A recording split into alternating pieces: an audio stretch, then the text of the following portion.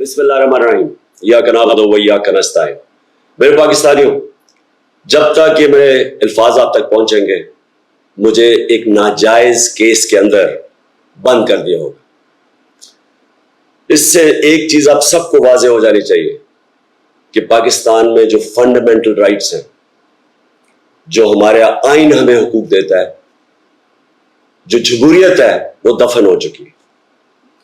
اور ہو سکتا ہے کہ اس کے بعد مجھے موقع نہ ملے آپ سے مخاطب ہونے کا، اس لیے میں 2-3 باتیں آپ سے کرنا چاہتا ہوں آج۔ سب سے پہلے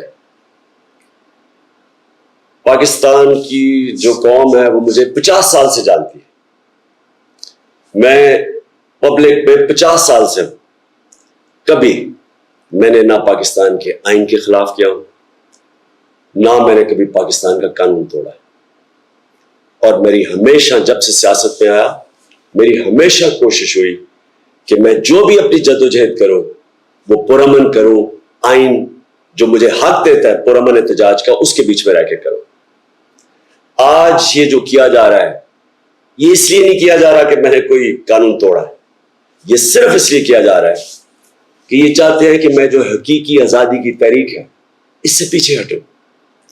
اور یہ اس لیے کیا جا رہا ہے کہ یہ کرپٹ چوروں کا ٹولہ، امپورٹڈ حکومت جو ہمارے اوپر مسلط کی گئی ہے، یہ چاہتے ہیں کہ میں اس کو قبول کروں۔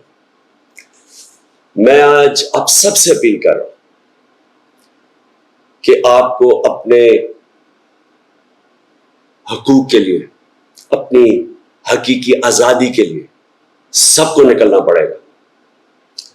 کبھی بھی کسی قوم کو پلیٹ میں آزادی نہیں پکڑائی جاتی، آزادی کے لیے جدوجہد کرنی پڑتی ہے، جہاد کرنی پڑتی ہے، محنت کرنی پڑتی ہے، اور وہی قوم پھر اس کو اللہ تحفہ دیتا ہے آزادی کا۔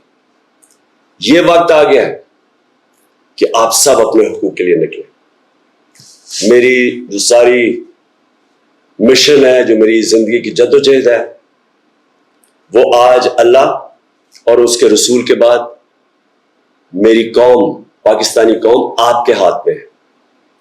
گھر بیٹھنے کا وقت چلا گیا۔